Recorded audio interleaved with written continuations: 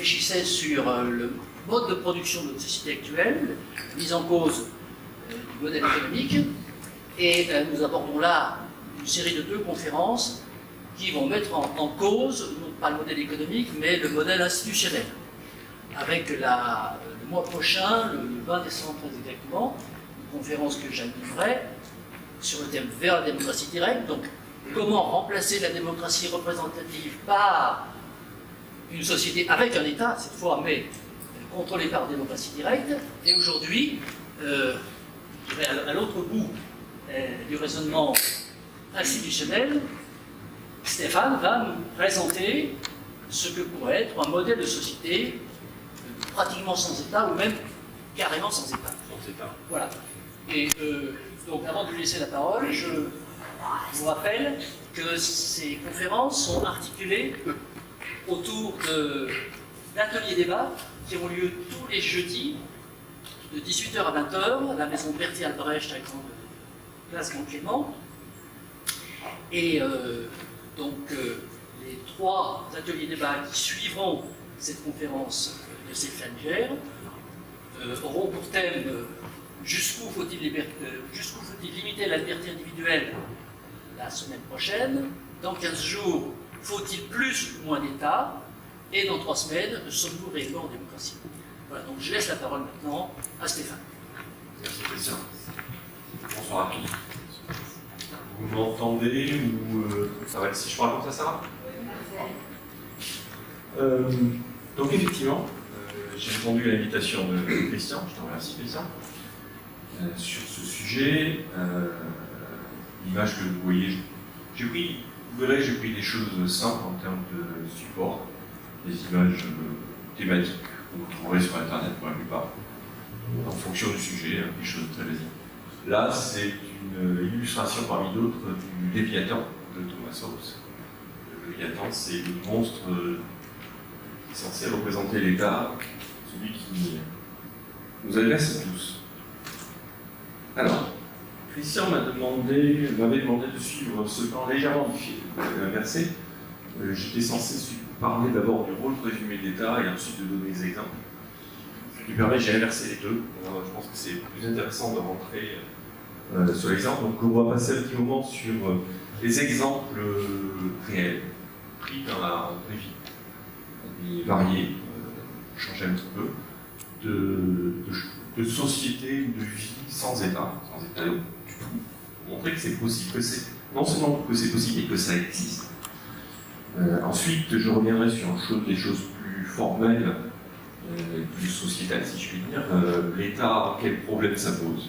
Et, a priori, effectivement, si ça existe, c'est que ça répond à un besoin, une fonction. Donc oui, c'est une dimension positive, mais c'est également très souvent une dimension négative. Donc on va essayer de regarder cette opposition entre le positif et le négatif. Ensuite, on abordera des auteurs, je ne sais pas si vous les connaissez tous, j'ai essayé de prendre des gens que probablement vous ne connaissez pas tous, et on pourra en débattre, mais surtout, plus nombreux que nous sommes, n'hésitez surtout pas à poser des questions. Puis après, on va rentrer un peu, après ce tour d'horizon, sur quelque part le sujet fondamental.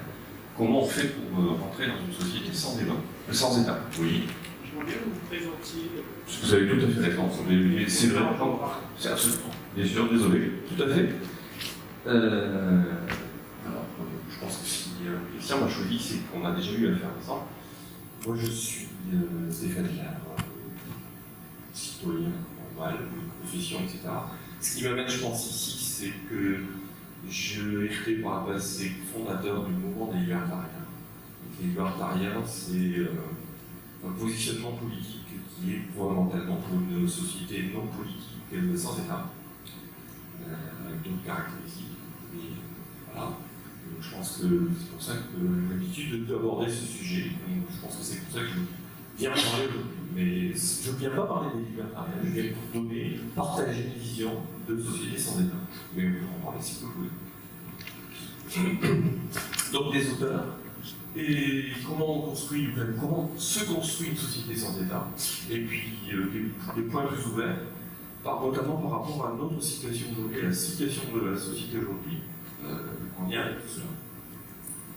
Alors, déjà sur les exemples, Ça, c'est pas une œuvre artistique, enfin, en tout cas pas on peut l'imaginer, c'est un vol d'oiseau. On connaît, alors celui-là il a une dimension spécialement grande, mais on en voit régulièrement, vous trouvez plein d'images de ce type-là. Peu importe, je soupçonne que ce sont des étourneaux, mais ça peut être tout un tas d'autres choses. Il y a plein d'espèces d'oiseaux qui se baladent comme ça. Il y en a probablement des milliers, si ce n'est peut-être même encore plus. La question c'est, ce qui caractérise ces vols d'oiseaux, c'est qu'ils sont unis, enfin ils sont ensemble déjà, ils se regroupent. Ils bougent ensemble, ils se mouvent, c'est un peu comme les bandes de poissons d'ailleurs, c'est le même phénomène.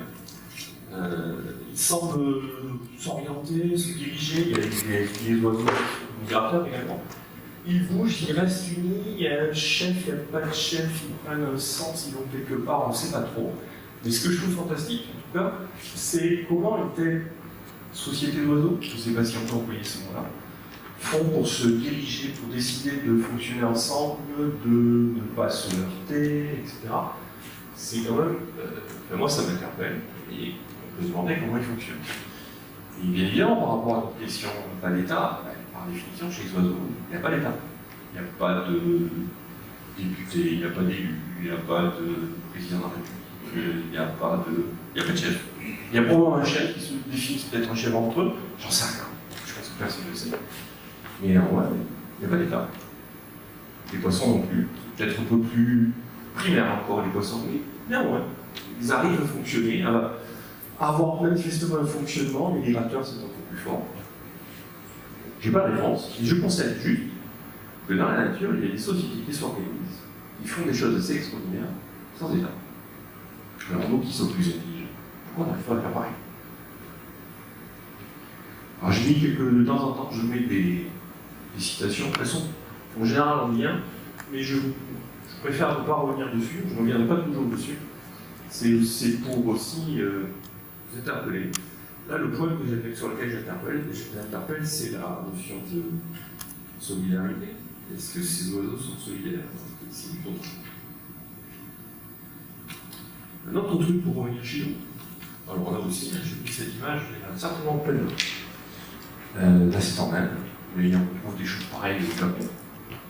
Mais chez nous, on a des files d'attente qui n'en sont pas. Mais qui c'est qui, un jour, a décidé qu'en Inde, on attendait le métro en file d'attente comme ça? Et puis après tout, même nous ici, on fait des files d'attente. On se met un peu qui nous a dit de le faire? Qu'est-ce qui nous impose de le faire?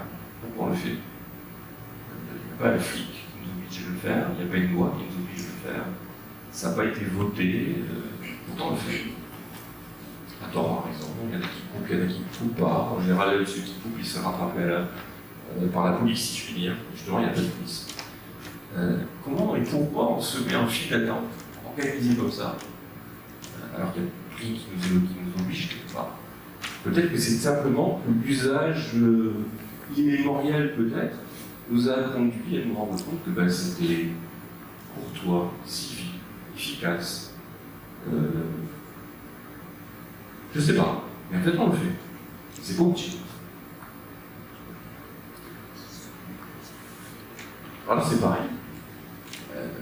Est-ce que finalement la coopération, trouver un fonctionnement, n'est pas le mode de fonctionnement naturel qu'on arrive à adopter? Un autre exemple que j'aurais pu prendre dans ce genre de choses, c'est, je ne sais pas s'il y a des Parisiens, des gens qui ont été à Paris, ou à Londres, ou ailleurs, très bien, à Paris, dans les ascenseurs, les escalators, les escaliers, etc., dans le métro, le RER, etc., ceux qui marchent sont à gauche, ceux qui ne marchent pas sont à droite. Il n'y a pas de loi, il n'y a pas de règlement. Et pourtant, si vous ne le faites pas, vous faites vite rattraper à l'autre. C'est pareil.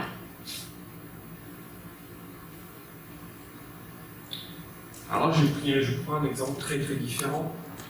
Mon métier, c'est la sécurité informatique. On parlait de quelque chose que je connais. Et c'est pas tellement au sujet de la sécurité, non, c'est Internet. Internet, vous connaissez tous plus ou moins.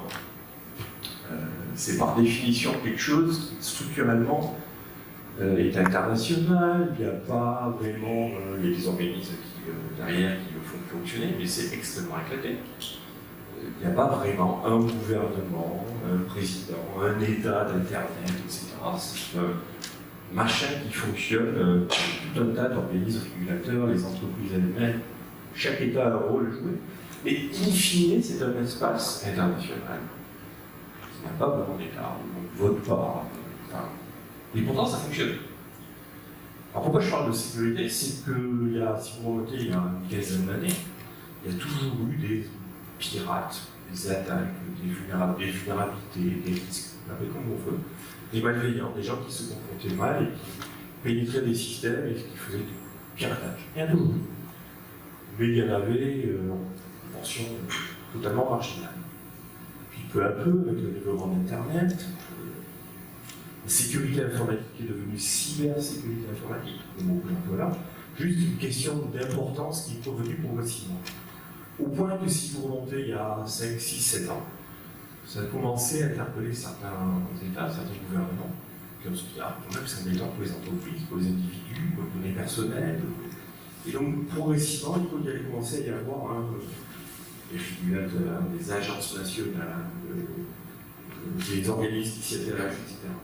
Et moi, ce que je constate, c'est que c'est depuis qu'il y a des organismes qui s'en occupent, des États qui s'en occupent, qui tentent de réguler, qu'en même temps, par exemple, l'État chinois, la Corée du Nord, les Russes, les Américains, sont les premiers à eux-mêmes venir pirater les autres.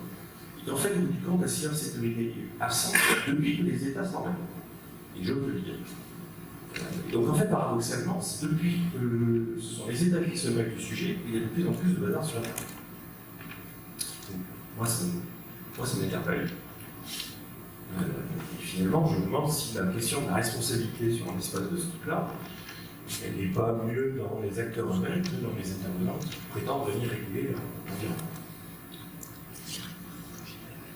Si je suis pas clair, si je vois des yeux qui s'ouvrent.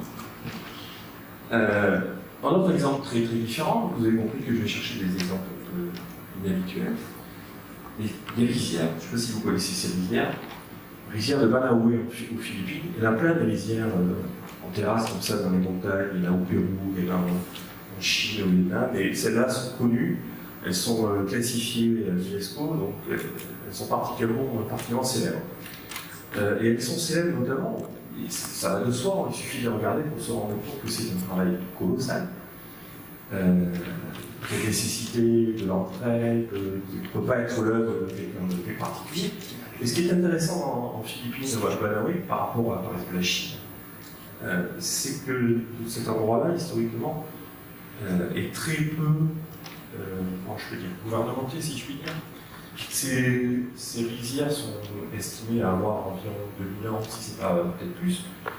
Et en termes d'archéologie, il n'y a aucun indice particulier qu'il y a 2000 ans, il y avait un état aussi fort qu'en Chine, les mines ou autres. Donc en gros, ces rizières-là ont été construites par les locaux, par les villageois, etc., spontanément. Sûrement avec un entraide, sûrement avec un travail collaboratif, on ne fait pas ça tout seul.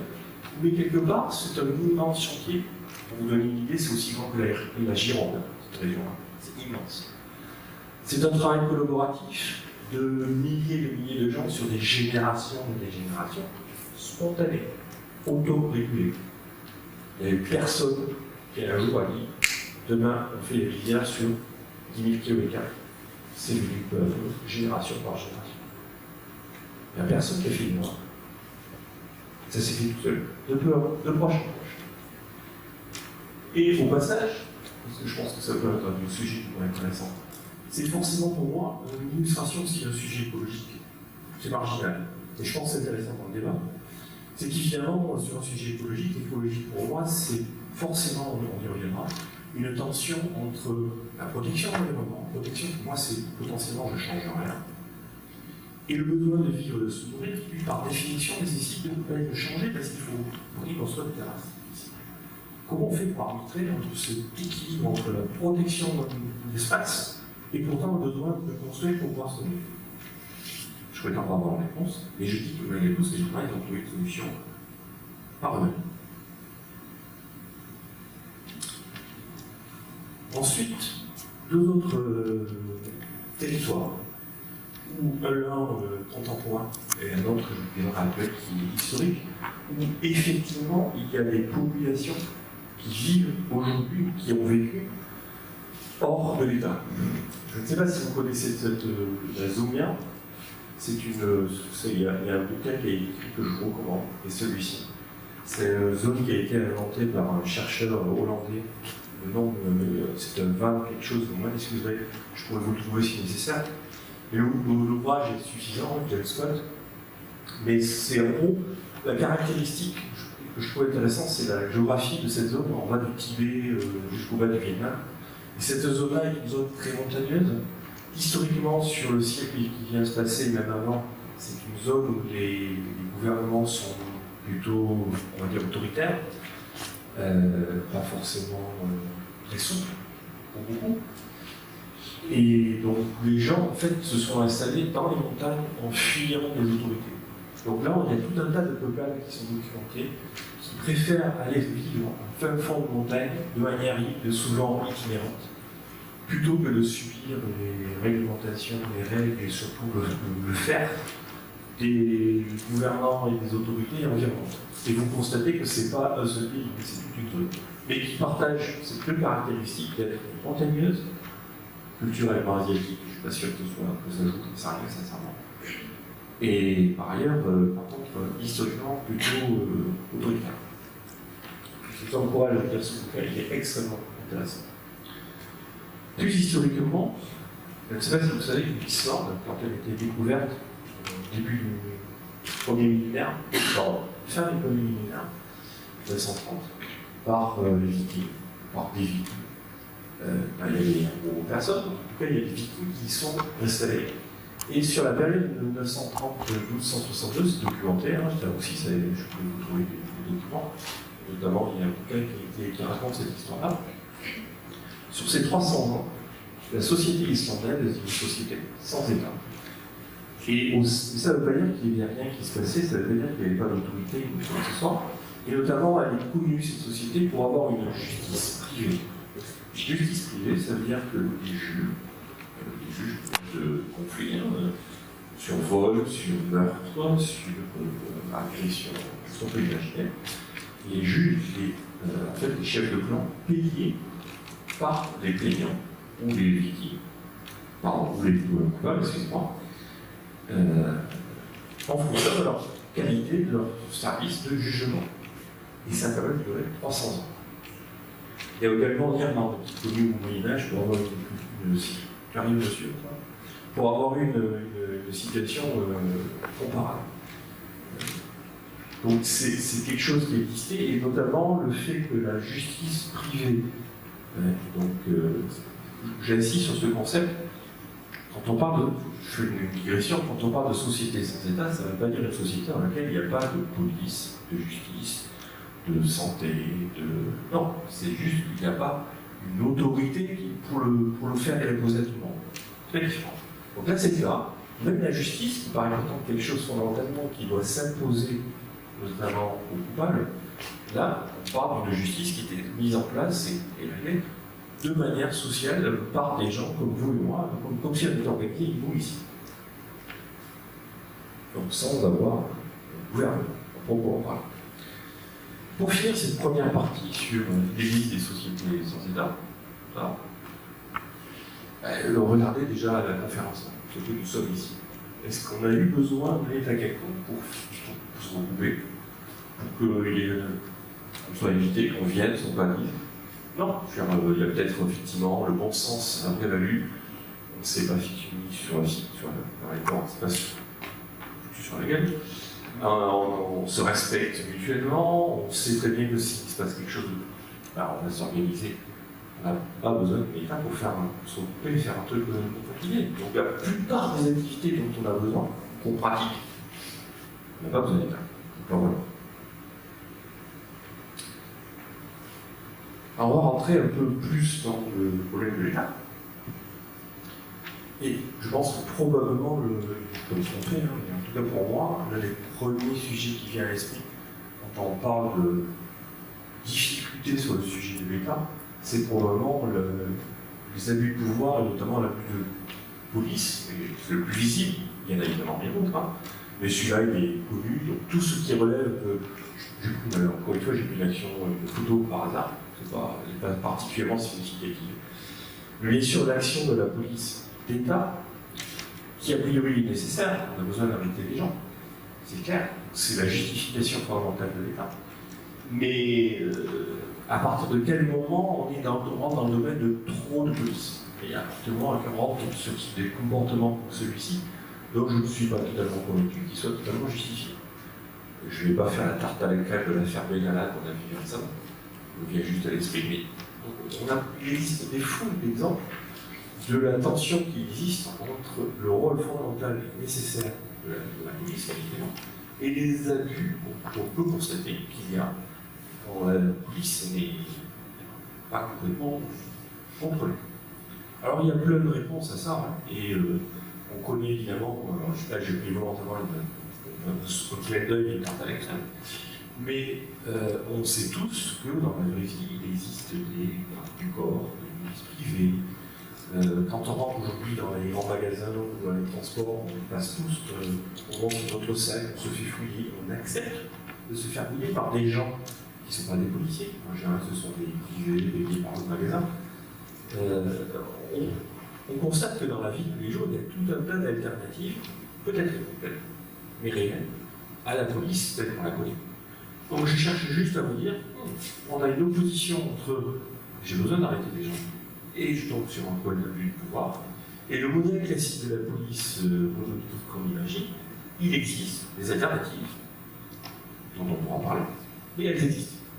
Donc, pourquoi on ne pourrait pas imaginer une police qui s'appelle la police d'État? Pareil pour la justice. La justice, c'est l'autre grand sujet, grand domaine qui, traditionnellement, justifie l'État. On parle pour la police et la justice, on parle du domaine régalien. Simplement, ça vient de l'Europe, mais peu importe. Le régalien, c'est traditionnellement, mais cela depuis les Lumières, le champ fondamental de l'action de l'État, celui qui justifie fondamentalement l'action de l'État. Ça peut évoluer depuis. Mais le point, c'est que je ne connais pas d'État sur Terre actuel, passé, dans lequel il n'y ait pas au moins ces deux fonctions-là, et c'est ces deux fonctions-là fondamentalement qui justifient l'État. Et donc, bien sûr, c'est un peu le même phénomène que pour la police. Mais là aussi, qui ne connaît pas ou qui n'a pas entendu parler de l'erreur judiciaire? Ça existe. Je ne vous parlerai même pas des prisons dont on pourrait discuter que pourquoi on enferme les gens quand un voleur a fait un vol, pourquoi il rencontre ce face en vol plutôt que d'aller en prison? Mais je n'irai pas jusque-là, j'essaie juste de dire l'erreur judiciaire elle existe. Le titre, là aussi, je pris presque par hasard. La question que je pose, c'est le juge qui a fait cette erreur judiciaire.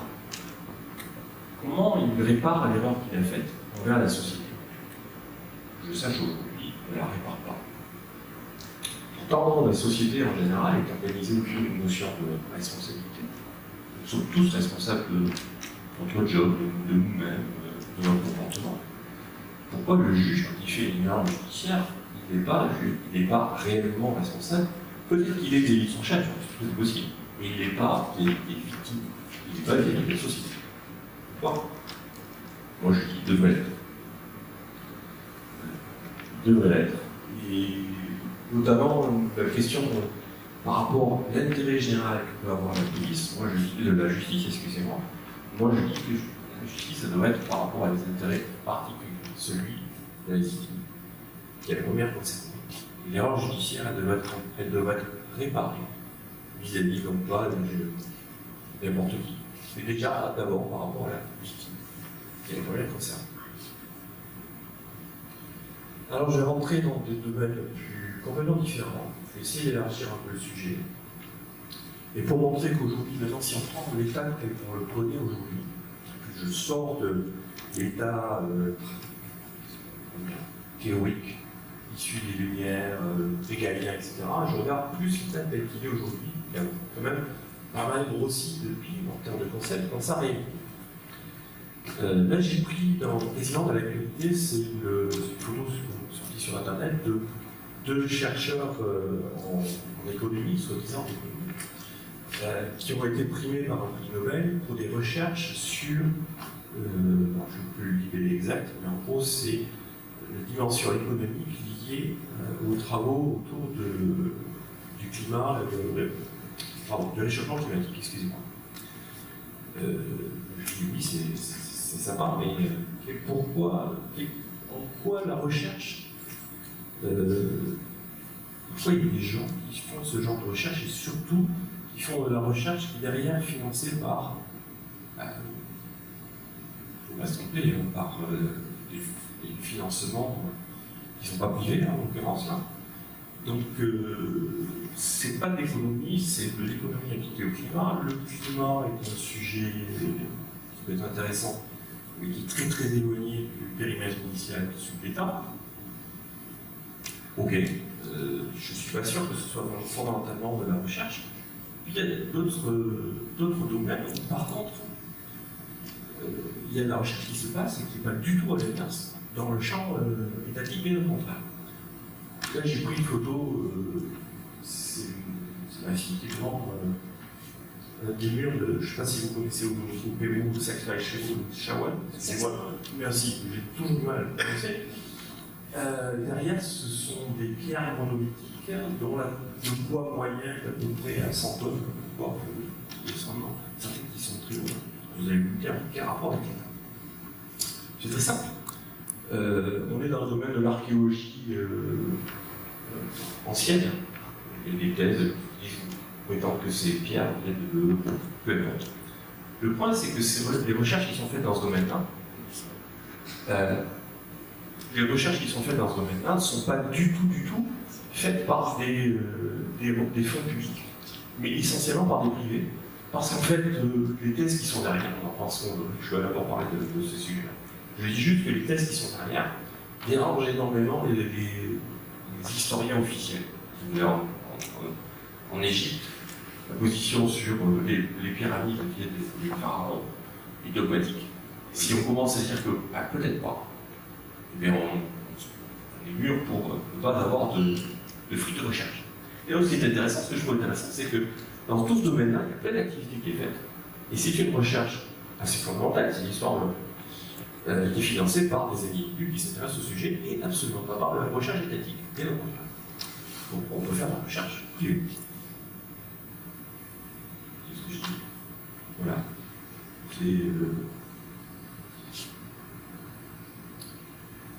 Alors, l'autre sujet très différent, les ressources. Je reviens peut-être sur le sujet un peu. Excusez-moi. Les écolos, en fait, c'est une vision négative du sujet écolo. Est-ce que vous connaissez, je ne sais pas si vous connaissez la période en Chine, des années fin 50, début 60. La Chine a connu des famines exécrables. Les chiffres dont je dispose, et il y a l'ouvrage que je vous donnerai. Et après, là c'est la courbe. La courbe, vous voyez surtout la période complètement à gauche, là où il y a fait cheveux.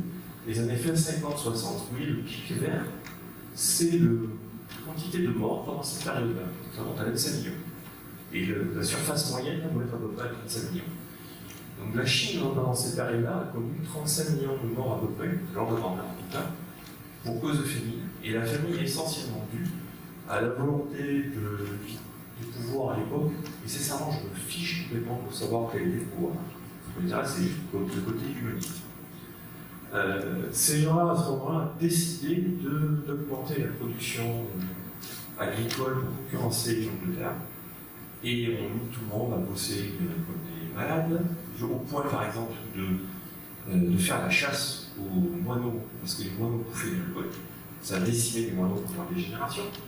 Donc, il y a des gens tout d'un coup, au pouvoir, qui un jour décidé que les millions de Chinois de l'époque devaient bosser sur les céréales et rien d'autre, avec une productivité qui devait exploser. Et que cette vision centralisée de la chose a fait qu'au bout du compte, il y a une famille qui a touché 35 millions de personnes. Ça montre que quelque part, le point que je trouve, et vous trouverez ça dans ce bouquin, ça montre pour moi que quelque part, quand un État tout d'un coup prend le pouvoir et décide tout seul dans son coin que les ressources doivent être exploitées de manière exclusive, en général, ça rend un peu l'impact sur les gens. Là, ça en a eu tellement qu'il y a eu 35 millions de morts. Et bien sûr, je me rends bien compte que je vais vite, que je pose tout un tas de points et on pourra en parler largement. Et là, par contre, sur ce sujet-là, c'est ce que je fais. Et sincèrement, je me fiche de savoir si c'est là-haut. C'est complètement écrit. Ça aurait pu être Hitler ou Trump ou qui. Pour finir, notre chère démocratie. C'est une tarte à la crème, là, l'image de Macron qui, aujourd'hui, qui vole, qui est élu. Ce que je trouve intéressant, pour moi, ce que je trouve intéressant dans Macron, c'est le processus de son élection. C'est probablement, à ma connaissance, la première fois qu'on a un président, là aussi, quel qu'il soit, qui arrive à se faire élire en jouant complètement aux échecs, bêtement, avec l'électorat. En partant un an après, même pas, en jouant, en sachant très bien que le reste des candidats étaient éparpillés, tous plus ou moins challengés, tous plus ou moins en difficulté, et en se positionnant tout simplement en disant moi je vais dire oui à tout le monde. Tout le monde va voter pour moi parce que j'ai dit oui à tout le monde. Et comme au deuxième tour je serai contre Le Pen, je serai forcément élu. C'est exactement, il a fait juste ça. Il a fait juste du jeu électoral. Le programme, il est creux, il est promet tout et rien. Il a juste joué avec le vote. Juste ça. Moi ça me perturbe beaucoup. Que dans un système aussi bien que le nôtre, on puisse arriver dans un tel scénario. Et puis bien sûr, à l'inverse, toujours sur la démocratie, là aussi je prends un exemple, on en prend d'autres,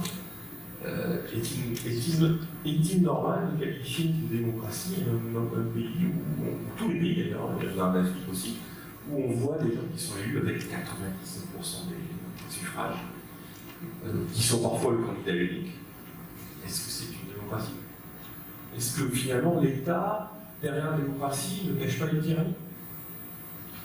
Personnellement, je pense que oui. Je ne cache pas.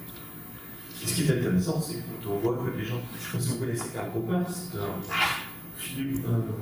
quelqu'un du milieu du XXe siècle, qui n'est pas du tout politique, hein. C'est plutôt quelqu'un qui a inventé l'empirisme, donc plutôt les sciences de la science, et qui pourtant avait exprimé quelque chose de très clairvoyant sur le sujet. Je suis bon au niveau timing. Je ne suis pas trop bon. Alors, si je rentre dans les auteurs, pour mettre un petit peu de sourire, parce que je vois que vous êtes tous tristes, je suis désolé. J'ai été chercher des...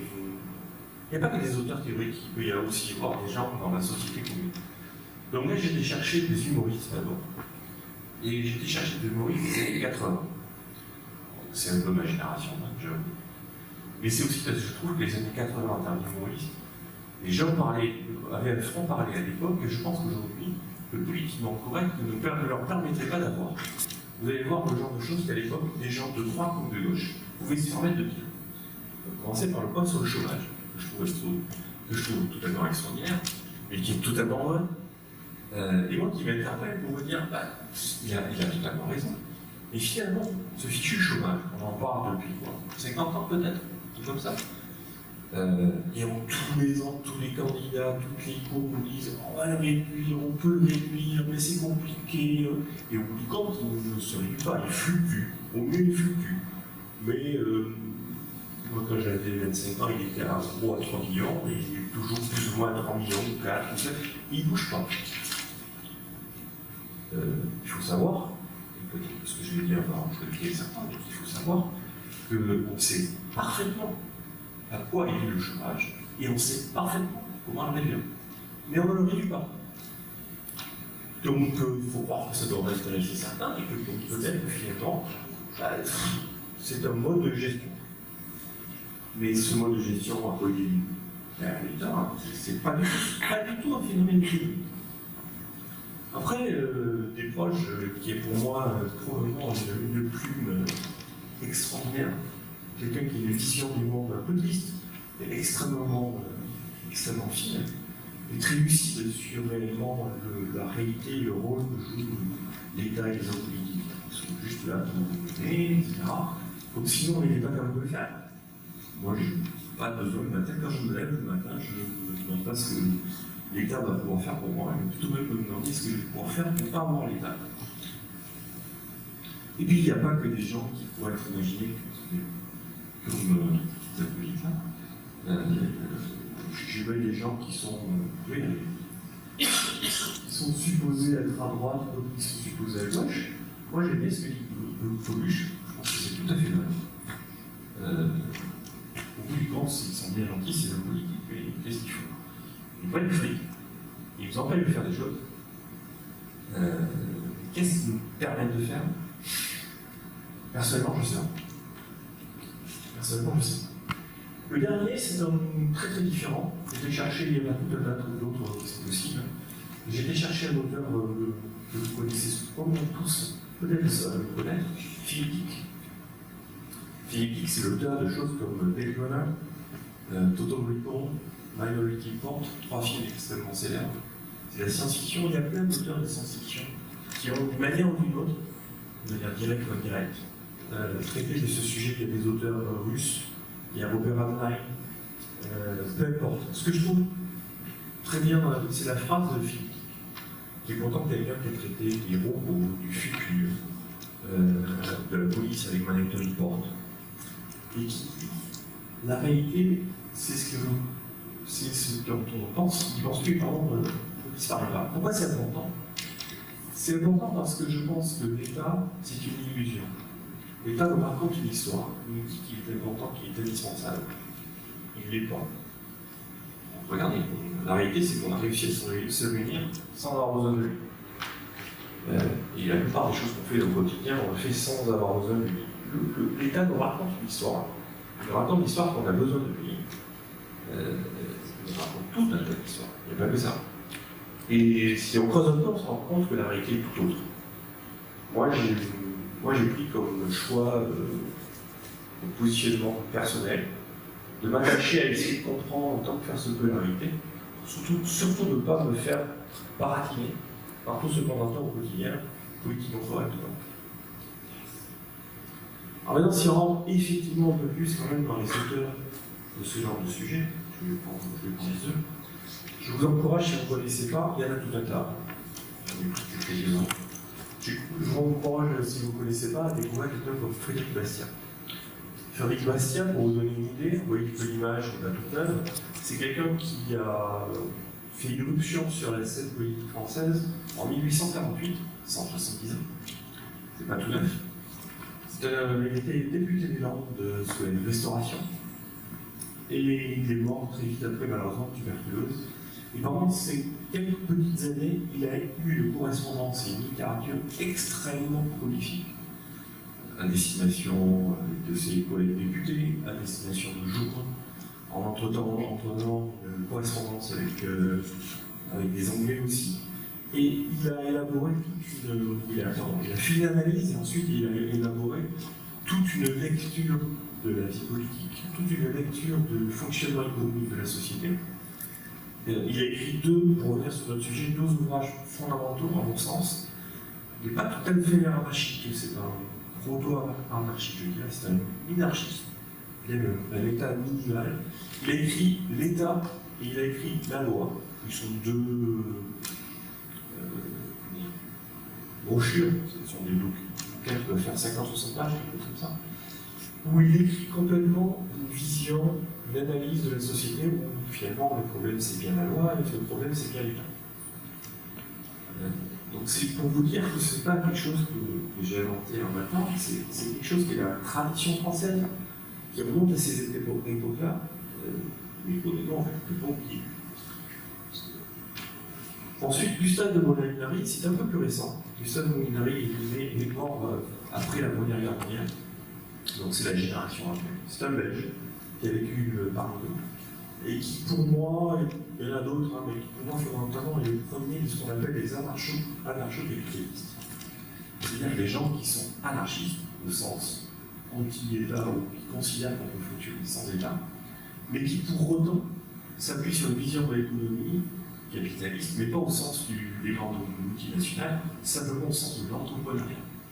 C'est quelqu'un qui va dire une société normale, c'est une société où il n'y a pas d'État, mais par contre ce sont les entrepreneurs, le boulanger, le charcutier, l'entrepreneur du coin, qui répondent aux besoins de la société, y compris sur des sujets comme ceux qu'on a envisagés tout à l'heure. Il est connu l'ouvrage que je vous recommande de Gustave Molinari, qui est une espèce de. C'est un entretien sous forme presque de théâtral, presque. Ce sont les soirées de la rue Saint-Lazare. Vous trouvez ça, ce sont des choses que vous trouvez gratuitement sur Internet, dans les deux cas. Après, de la littérature dans ces sujets-là, il y en a plein. Hein. Je pourrais vous parler d'Anselme Bagliari, qui est aussi en France. Mais j'ai choisi d'aller chercher un peu ailleurs. Là, on est aux États-Unis, on est toujours dans la même période, fin du XIXe siècle. Mais il y en a des plus récentes. Herbert Spencer. Herbert Spencer, c'est quelqu'un qui est connu pour avoir écrit un ouvrage que je vous recommande, traduit en français, disponible gratuitement. Il s'appelle Le droit d'ignorer l'État. Je pense que le titre parle tout seul. Et il fait une analyse notamment de la société américaine à l'époque. On imagine la société américaine comme une société très, je dirais pas anarchique, enfin très pro-liberté. Il arrive à Spencer, enfin une critique assez acerbe de montrer que malgré tout, c'est loin d'être aussi simple que ça, et de critiquer pas mal de points. Les deux explications que j'ai prises, c'est vrai que je n'ai pas discuté des deux autres tout à l'heure, j'ai pris volontairement des choses un petit peu différentes pour montrer que c'est différent. Là, le premier, c'est la vision de l'esclavage qu'il peut avoir. Le point considérant de dire, moi, je ne suis pas un esclave si je peux maîtriser ma propriété. Ma propriété, au fait, pour ces gens-là, c'est pas ce que je possède. C'est pas forcément ce que je possède, c'est fondamentalement ce que je peux décider moi de ce que je fais dans la vie. Si je possède quelque chose, c'est que j'ai le droit de contrôle sur cet objet. Mais je peux aussi posséder, quand on possède un terrain, on n'a pas vraiment, on n'entend pas chez soi. Qu'est-ce que ça veut dire posséder un terrain? C'est simplement pouvoir avoir le droit sur ce terrain de bâtir, de faire poser des arbres, de faire un potager. Donc la notion de propriété, c'est fondamentalement ce qui définit le droit qu'on a vis-à-vis des autres de faire des choses. L'esclavage pour lui, et donc le contraire, c'est le fait de perdre sa propriété. Ce qui critique envers l'État, c'est que l'État dépossède. Je vais vite, mais c'est fondamentalement ça. Et le deuxième point sur le législateur, on nous renvoie sur l'autre dimension que je n'ai pas abordée jusqu'à présent, c'est le législateur pour lui, c'est quelque chose qui est totalement inenvisageable parce que la loi est inenvisageable. Alors qu'est-ce que je veux dire par là? On ne peut pas vivre sans loi, c'est évident. Quand je dis qu'on se regroupe ici ensemble et qu'ensemble on a su faire, c'est que quelque part tous ensemble, on sait très bien qu'il y a un minimum de lois, de règles communes que nous suivons. Donc, évidemment, toute société a ce genre de règles communes. Et en général, quand on parle de loi, on pense à ce genre de choses. Mais il ne faut quand même pas oublier qu'aujourd'hui, les lois que nous devons respecter, pour 99,9% qu'elles sont celles qui ont été votées par les députés, et non pas celles que nous avons choisies. Certaines de ces lois font bon sens, certaines de ces lois sont pertinentes, qui peuvent être là. La grande majorité ont été discutées chez eux sans nous concerter et nous affectent d'une manière qui est parfaitement discutable. Herbert Spencer a considéré que la législation générale est pour le moins discutable. J'ai pris ensuite un auteur très différent qui passe en soi un anarchiste, tout en un minarchiste. Il a une vision de l'économie dont on pourrait discuter, mais ce que je trouve très intéressant chez Thomas Sowell, c'est un contemporain. Il a encore environ de ça, il doit avoir 85, 88 ans, quelque chose comme ça, il est assez vieux, et tout ce que je trouve extraordinaire, c'est assez rare, ça existe, d'avoir des Noirs africains qui s'expriment de sa façon. C'est quelqu'un qui est extrêmement acerbe, et il a fait notamment carrière académique sur la thématique de la critique de tout ce qui l'aide aux minorités. Imaginez un noir qui fait carrière académique aux États-Unis, en pleine période des années 60 notamment, c'est la période de Luther King, qui fait carrière sur une thèse qui consiste à dire en fait les noirs il ne faut pas les aider. Si je caricature, c'est ça. Et fondamentalement, moi, je pense qu'il a raison. Encore une fois, c'est quelque chose dont on pourra parler. Et il a aussi un certain talent pour nous gratifier de formules très intéressantes. Je vous laisse découvrir le point sur la distribution des revenus. Il dit, ben, c'est bien, vous parlez de distribution des revenus. Bien sûr, distribuer les revenus, ça suppose qu'il y a quelqu'un qui distribue. Et donc, ça suppose qu'il y a l'État quelque part. Mais avant de pouvoir distribuer, il faut d'abord gagner les sous. Et donc, peut-être que la réponse à la distribution des revenus, c'est avant tout de faire en sorte que les gens puissent mieux gagner leurs sous. Ok.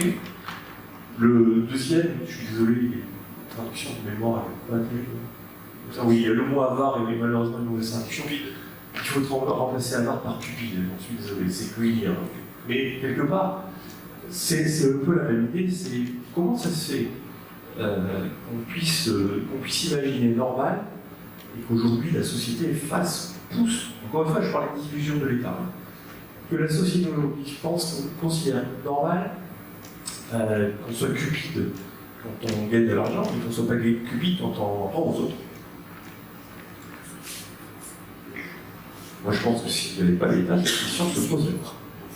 Si je rentre maintenant, pour accélérer un petit peu, je rentre un peu dans les théoriciens purs et durs de ce sujet-là, et ce sont des gens beaucoup plus contemporains. Murray Rothbard est quelqu'un qui est né de mémoire en 1935, je crois, en 1935, qui est mort en 1995, un contemporain mais pas loin, mais qui est spécialement pertinent par rapport à son théorie-là. Je parlais tout à l'heure d'anarcho-capitaliste quand j'ai parlé de Gustave Molinari. Murray Rothbard est probablement celui qui a travaillé du point de vue de la théorie sociale mais aussi la théorie économique de manière la plus aboutie et qui a dans un ouvrage qui s'appelle Man, Economy and State, donc l'homme, l'économie et l'État,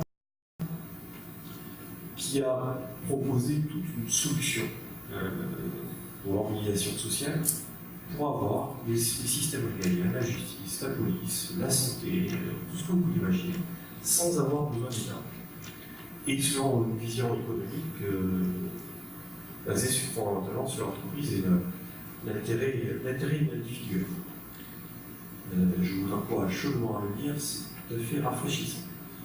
Cette personne, Rothbard a des héritiers, il y a toute une histoire, que je ne développe pas ici, mais il y a toute une histoire derrière ces auteurs, ils sont tous de l'école qu'on appelle autrichienne.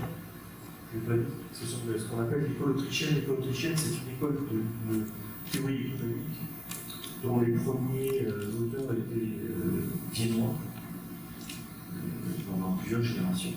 Le premier, c'était Karl Menger, dans les années, qui était un contemporain de Bastien. Donc on doit être en 1830-1840. Qui a notamment le premier avec. C'est pas Valras, excusez-moi. Développé la théorie de l'intérêt marginal. On pourra en parler si vous souhaitez.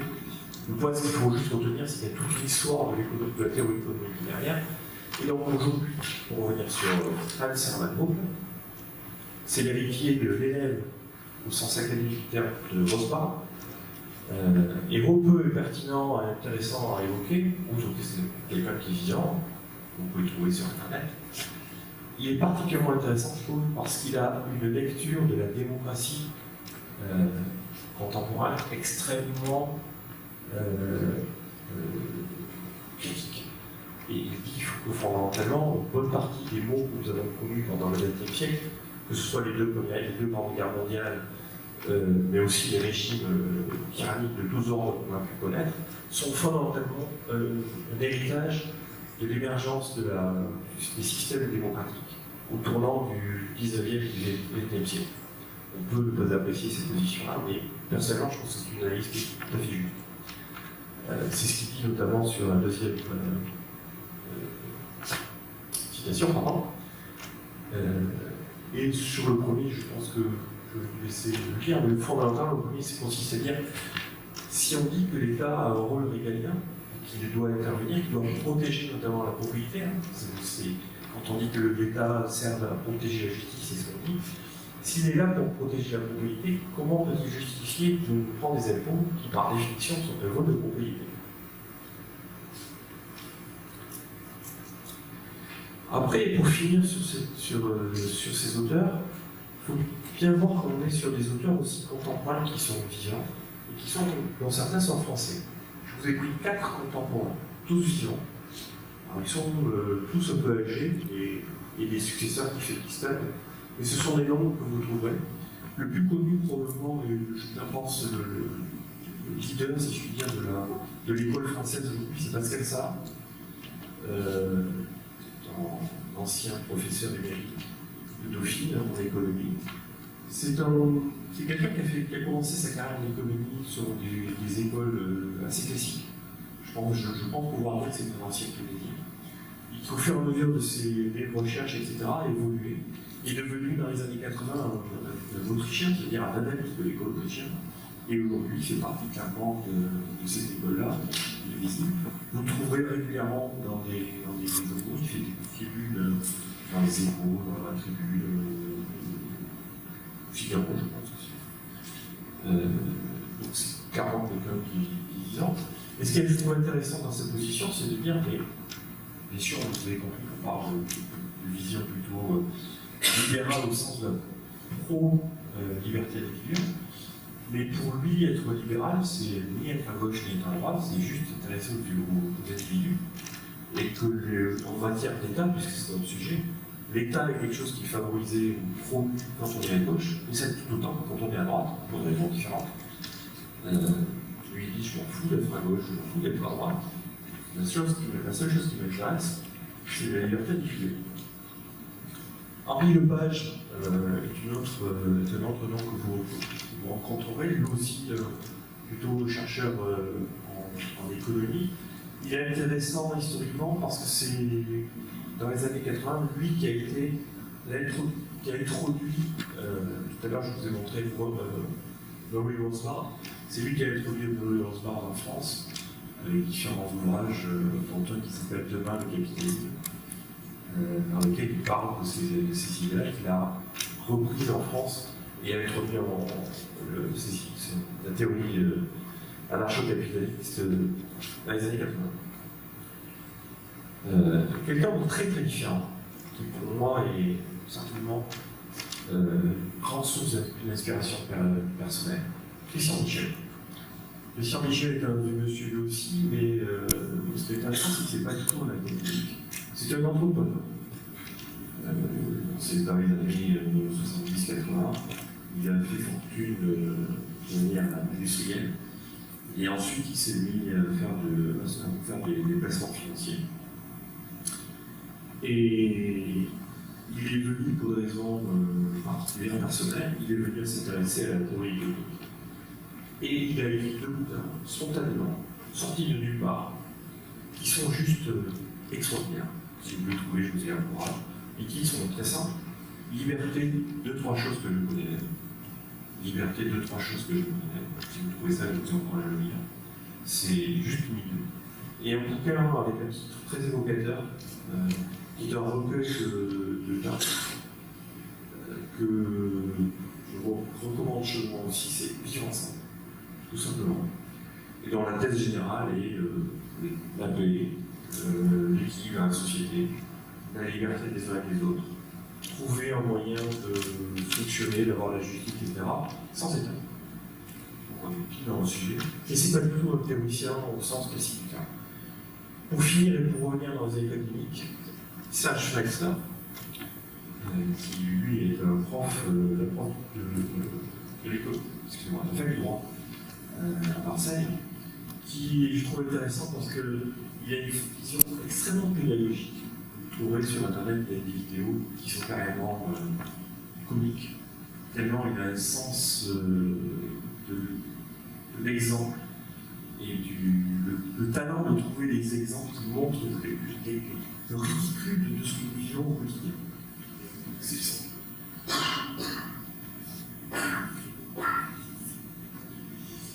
Alors, on va rentrer un peu plus dans le dur. Comment on imagine finalement, comment j'imagine, comment d'autres imaginent une société sans État? Alors, j'ai 5 principes. Et ce sont que des principes. Je n'ai pas de solution, même si on pourra en parler. Et il repose sur des choses extrêmement simples. Le premier, c'est tout est privatisé. Je dis bien tout est privatisé. J'ai pris une image qui vient d'un site qui propose si vous cherchez un truc qui s'appelle Free Private Cities, il y a aujourd'hui une entreprise sur Internet qui propose de vendre des services pour vous organiser une vie privée. Il y en a 2 aujourd'hui qui ont vu le jour, une au Honduras. Il y a une vie privée qui était complètement organisée et dans laquelle tout est prévu, y compris la police, l'autoroute, etc. Au-delà de la modèle, sérieusement, on imagine demain un monde où absolument tout est privé. Alors ici, si vous regardez l'image, au fond, il y a une montagne. Imaginez une montagne privée. Quand je dis privé, je dis bien privé. Il y a un propriétaire. La route, privée. Les immeubles, privés. La rivière, privée. L'air ne le serait pas. C'est compliqué. L'air ne le serait pas, c'est très compliqué. Je vous vois rire. Vous avez raison. Aujourd'hui, dans le monde de la télévision, ça fait sourire. Pourquoi c'est vertical? Qu'est-ce que c'est la propriété? La propriété, c'est un accord. Qu'est-ce que c'est la propriété? C'est un accord entre nous. Que moi, j'ai le droit de faire des choses, que vous avez le droit de faire des choses. Et vous tombez là-dedans, d'accord? Que moi, j'ai ce droit-là, que vous avez ce droit-là. Et donc, notamment, par rapport à cette chaîne, vous savez que cette chaîne, si elle m'appartient, c'est moi qui décide ce que j'en fais, c'est pas moi. Et inversement. La montagne, c'est pareil. S'il y a un propriétaire de la montagne, s'il s'agit de décider sur cette montagne de faire, c'est rien, une station de ski, monter une antenne tout en haut, c'est pas la politique qui va le décider de manière, on ne sait pas trop. Il pourra le demander, mais il faudra demander précisément au propriétaire, que ce soit le propriétaire qui décide, en fonction des considérations qu'il a de son intérêt, de l'intérêt qu'il a de conserver la montagne en l'état ou pas, d'y faire des filières qu'on a vu tout à l'heure, etc. Au moins l'intérêt de la démarche, c'est que pour toute chose, il y a quelqu'un de clair qui décide. Le problème aujourd'hui de l'État, le problème de la société aujourd'hui, de l'État, tel qu'on la connaît, notamment avec des choses qui ne sont pas privatisées, c'est qu'on ne sait pas qui décide. Quand vous rentrez dans un parc aujourd'hui, et qu'il y a des gens qui baladent leur chien, et le chien fait ses besoins un peu partout, qu'est-ce que vous avez compte dégoûtant ou est-ce que vous êtes content? Qu'est-ce que vous avez le droit de dire? Est-ce que vous avez le droit d'interdire le chien de faire ses besoins ou pas? Qui décide que c'est bien ou que c'est pas bien? Ben on ne sait pas. C'est pas le maire, c'est pas moi, c'est pas le chien. Qui c'est? Là, on sait qui c'est. Et au moins, on peut se tourner vers quelqu'un pour décider.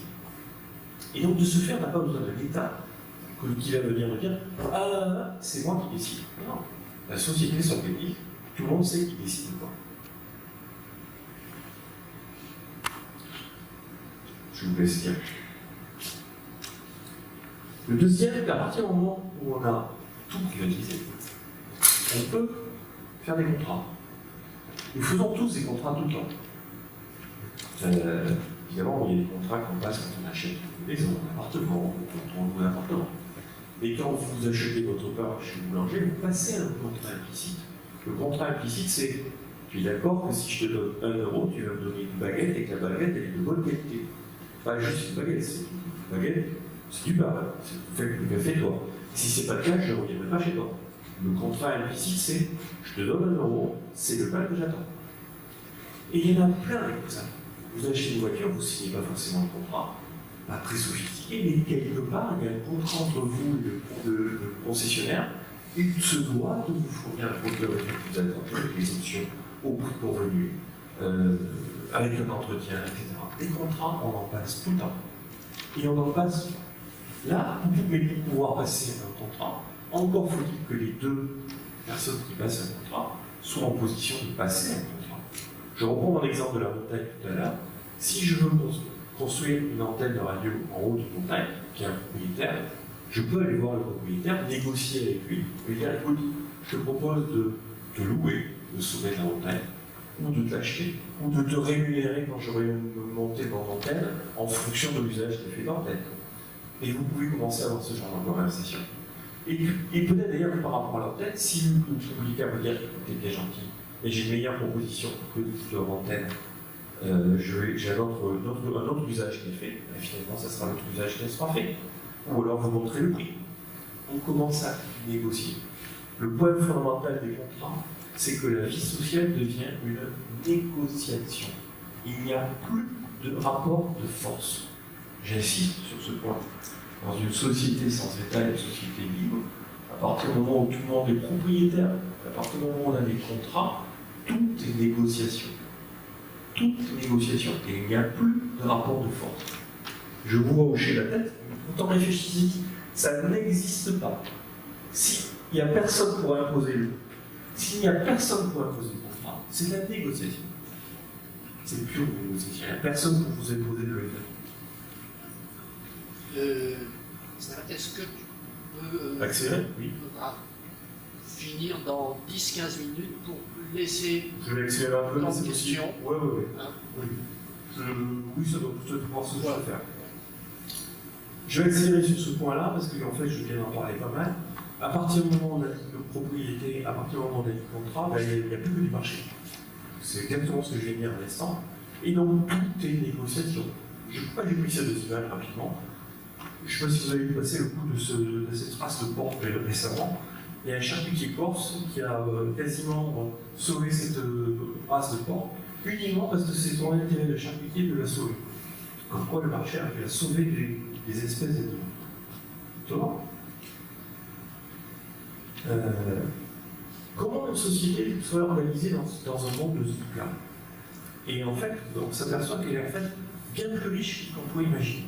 Imaginez une terre, j'ai mis libertarienne, et une terre privée, comme ce que j'ai dit tout à l'heure. Imaginez que toute la terre est privée. Ça n'empêche pas, vous avez vu l'image que j'avais tout à l'heure avec une ville. Imaginez une ville privée, ça veut dire que dans la ville, forcément, que ce soit la ville, que ce soit un immeuble, que ce soit un quartier, il va y avoir des communautés qui vont se faire, il va y avoir des copropriétés qui vont s'organiser. Localement, la ville va s'organiser. Et donc, localement, on va obtenir des espaces qui seront, pourquoi pas écoliers. Mais tous les gens qui sont sensibles à un sujet écolier vont peut-être se regrouper, je sais pas, en Amazonie, dans la forêt des Landes, dans les Alpes. Non, ça, peut-être. Mais ils pourraient occuper l'hiver à partir du moment où ils ont fait ça. Ils ont organisé une société, je les appelle avec nom, évidemment. Mais ils auront un contrat entre eux pour dire moi, j'ai décidé d'avoir un espace avec tel type de contrat, tel type d'organisation, et je peux très bien avoir dessous des ordres sous propriété, etc. Donc je peux imaginer tout un tas d'espaces qui sont organisés différemment. Et à côté d'eux, un espace communiste. Pourquoi pas? Pourquoi? Le propriétaire décide de mettre en place un espace communiste. dont un pourrait être la Corée. Je souris. Mais sérieusement, c'est exactement ce qui pourrait se passer. Ça existe déjà. Sauf que c'est pas vraiment de la propriété. Si c'est la propriété de personne. C'est un monastère. C'est un monastère. Ah, il y a plein d'exemples de ce truc-là de l'Outtara. Tout à fait. Oui, c'est quelque chose qui Il faut être conscient. c'est juste ce qui n'existe pas aujourd'hui. Oui, ce qui n'existe pas aujourd'hui, c'est la couche du jour. Voilà, C'est la couche du jour qui n'existe pas aujourd'hui. Quand tu entres au monastère, tu signes un contrat pour Oui, c'est sûr, il y en a plein. Il y a plein d'exemples. Les royaumes sont une un royaume est une terre, s'il vous plaît. Je vais peut-être passer sur ce truc-là, parce que sinon ça va nous amener un peu loin. Je vais passer sur ce point. On pourra en parler. On va en parler dessus. Pour pas passer là-dessus. Alors, l'image, là, j'ai cherché en toute honnêteté, j'ai cherché des statistiques sur l'augmentation des abstentions aux élections dernières. J'ai trouvé cette évolution, on voit que malgré tout, ça monte. Puis je me suis rendu compte après que ça s'arrête à 89. Donc je suis désolé, ça ne va pas, je continue. Ce que je cherche à montrer, c'est que les chiffres montrent aujourd'hui que l'abstention aux élections générales en France, mais pas qu'en France d'ailleurs, augmente. Et que pour moi, c'est un signe, parmi d'autres, que le mécanisme de la démocratie la confiance d'ailleurs, j'ose dire, que les gens en général dans la démocratie est en train de décroître. Et moi, je fais sincèrement le pari devant vous, de manière publique, que la démocratie en tant que système est un système, comment je pourrais le qualifier, nocif, qui va progressivement s'effondrer, parce que les gens s'en détachent, parce que les gens s'y retrouvent pas, et parce que les décisions que la démocratie prend ne sont pas des décisions qui correspondent à l'intérêt général des individus.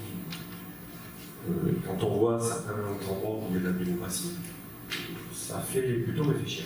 Donc ça va prendre du temps, peut-être, ça va s'accélérer dans certains endroits, peut-être moins d'autres. On voit les élections américaines, les tensions que ça génère en ce moment, par exemple. Moi, je fais le pari que la démocratie est quelque chose qui va s'effondrer progressivement, en partie, et que pour l'espérance de société sans État, ça fait autant d'opportunités pour de nouvelles sociétés à émerger. Et pour ma part, je suis tout à fait convaincu que nous verrons comme il y a eu en fin de l'URSS qui s'est éclaté en une quinzaine de républiques, puis ensuite au Balkan, la Yougoslavie qui s'est éclatée en 6 ou 7, je crois, nous verrons des pays, des régions, des putschs, peu importe, mais nous verrons un éclatement de certaines démocraties modernes en faveur de l'apparition de pays plus petits, plus autonomes, et probablement avec des États plus légers. C'est mon pari. Mais en tout cas, la tendance de l'abstention parmi d'autres est un facteur que je crois indicateur. Pour aller dans ce sens-là, j'ai pris là aussi une image que vous trouvez sur Internet qui est juste un exemple, ne prétends pas qu'il n'y en ait pas d'autres là. Mais sachez qu'il y a des projets, des réflexions, des tentatives de vote en Californie, mais aussi au Texas. On ne parle pas quand même de pays, la Californie n'est quand même pas connue comme étant un territoire aux États-Unis spécialement fasciste. Hein, c'est quand même un État bleu, donc c'est plutôt démocrate. Pourtant, il y a des projets, vous pouvez chercher si vous voulez, qui poussent à voir la Californie se démanteler, se couper en morceaux. Parce qu'il y a des gens dedans qui considèrent que finalement, la Californie du Nord elle est plutôt positionnée, elle a plutôt quel type de projet. La Californie du Sud, elle a plutôt des problèmes. Alors il faut voir qu'au Nord, c'est San Francisco, c'est le Nord, il y a du immeuble, c'est très riche. En dessous, c'est beaucoup plus désertique. Pas du tout la même géographie, c'est pas du tout la même économie. Il y a le Mexique qui est plus proche, donc les enjeux politico-économiques sont très différents. La partie bleue, c'est Los Angeles, c'est encore une autre économie. Peu importe. Même aux États-Unis, même sur des pays comme celui-ci, il y a une poussée, doucement, il y a des réflexions qui vont vers la sécession, le démantèlement de certains pays.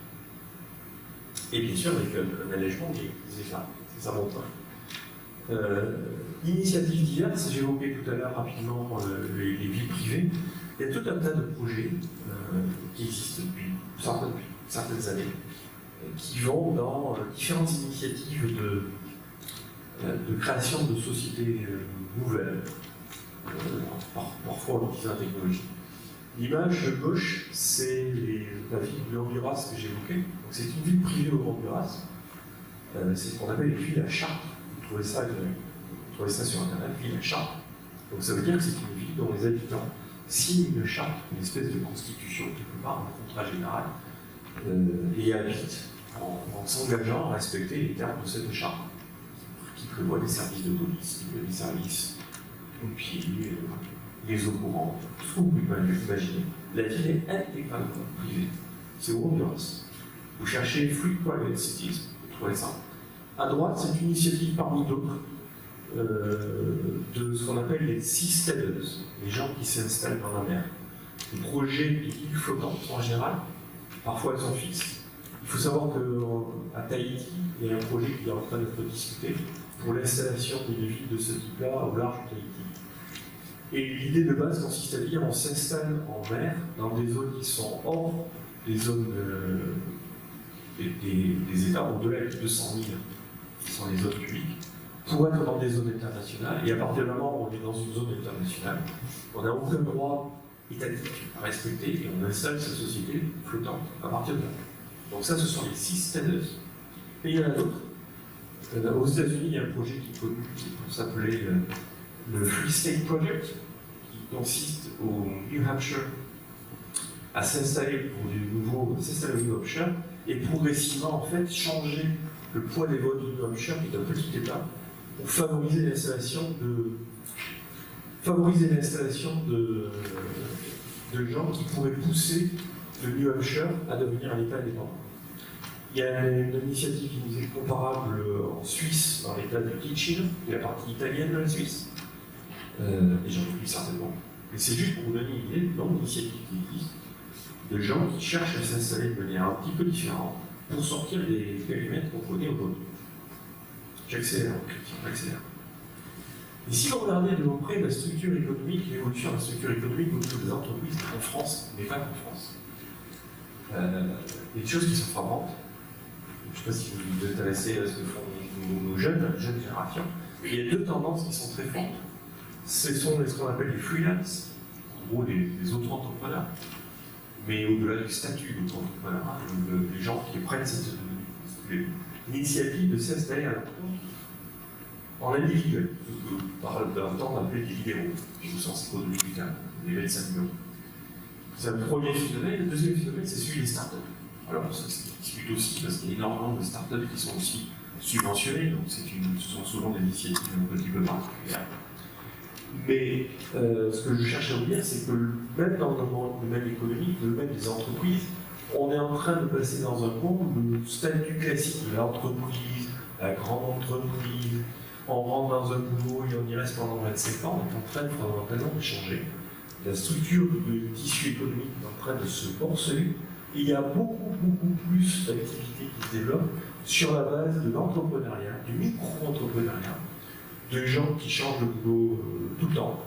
Et c'est pas du tout dogmatique, je pense, c'est pas du tout motivé sur des logiques idéologiques quelconques, c'est juste que je pense qu'une nouvelle génération avec Internet, qui peuvent connecter avec tout le monde beaucoup plus facilement, cherche tout simplement à s'installer et à avoir une autre dynamique socio-économique.